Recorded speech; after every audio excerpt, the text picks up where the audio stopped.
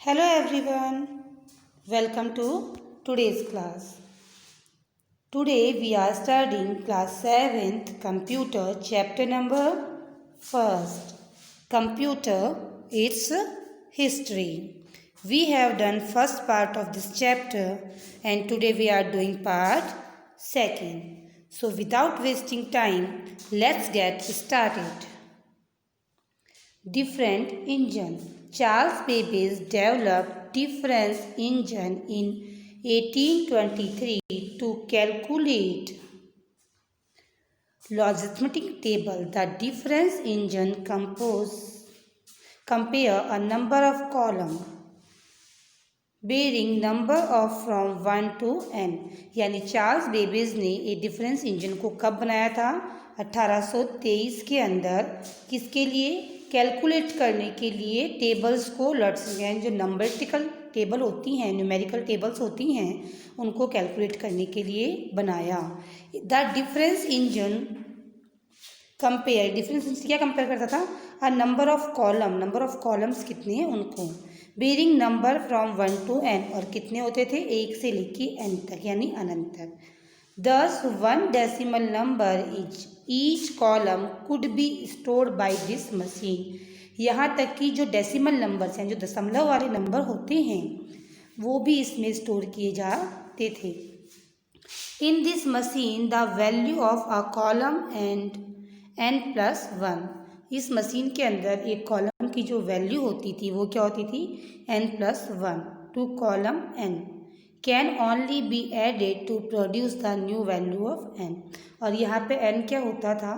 n होता था किसी भी जो नंबर था उसकी वैल्यू को प्रोड्यूस करने के लिए वो जो नंबर लिखा जाता था उसको क्या कहते थे? n कहते थे। नेक्स्ट है analytical engine. Analytical engine is an improved version of difference engine. यानी ये क्या था? डिफरेंस इंजन का इम्प्रूव वर्जन था। Which was developed by Charles Babbage. इसे भी चार्ल्स बेबेज ने बनाया था। फादर ऑफ कंप्यूटर, जिन्हें कंप्यूटर का जनक कहा जाता है। इन 1834 1834 में। देखिए 1823 में उन्होंने डिफरेंस इंजन बनाया और 1834 में उन्होंने एनालिटिकल इंजन बनाया। Most of the basic feature found in modern computer. आजकल जितने भी मॉडर्न कंप्यूटर के बेसिक जो फीचर्स होते हैं are found in the design to analytical engine. उसकी जो डिज़ाइनिंग वो क्या है? एनालिटिकल इंजन वाली ही है। There are a memory store in the machine which was capable to holding 1000 numbers. उस समय कंप्यूटर के अंदर जो मेमोरी थी वो क्या थी? वो 1000 नंबरों को स्टोर करने की थी। ऑफ 50 डेसिमल डिजिट ईच, और हर किसी की 50 डेसिमल डिजिट। इसको अगर हम किलोबाइट में काउंट करेंगे तो 20.7 KB की उनकी मेमोरी थी। An arithmetical unit the mill was also there to perform all 4 arithmetical operation including comparison and operationally square roots. और इसके साथ साथ ही वहाँ पे क्या था? अरिथमेटिकल ऑपरेशंस के लिए मील्स यूनिट भी था अरिथमेटिकल यूनिट के लिए, जो कि क्या करता था? दिस ऑल्सो कंपैरिजन करता था, ऑप्शनली स्क्वायर रूट्स, और स्क्वायर रूट्स पे भी काम करता था। The arithmetical engine was powered by 6 steam engines.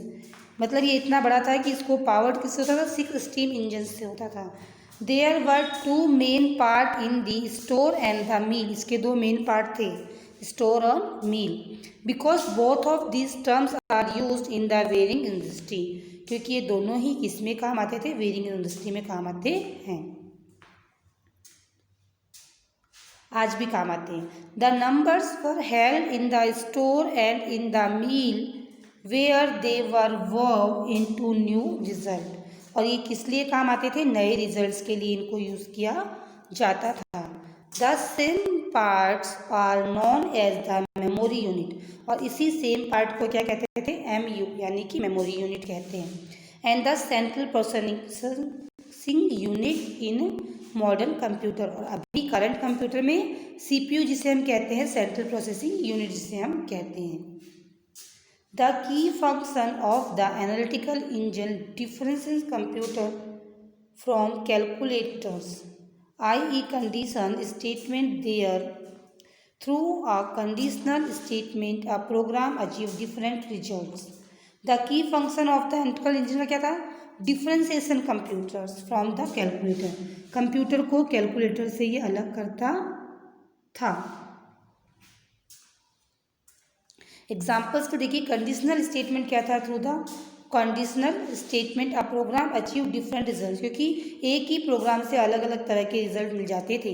Every time when it runs taking the conditional statement in a day, one can determine the path of program, that is what statement are executed next, which is based upon the condition or situation and in detected at the moment of the running program।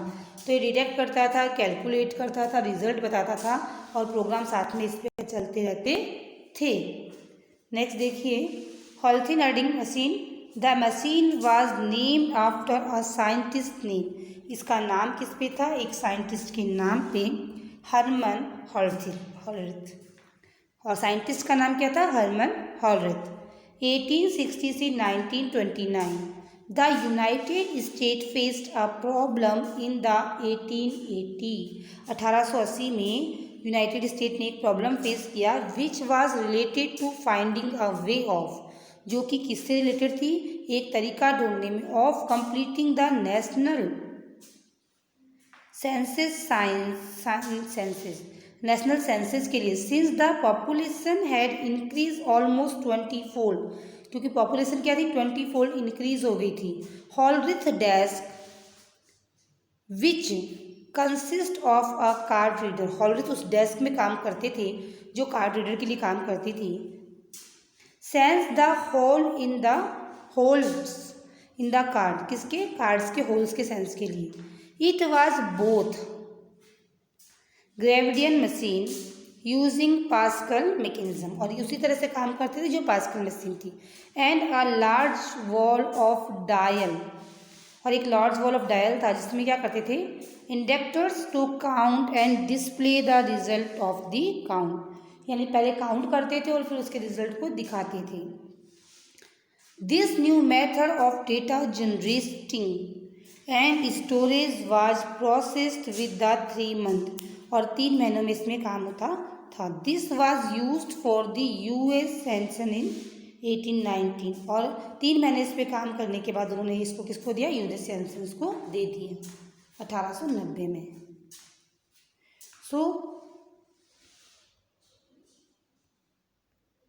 today we have done this part of this chapter.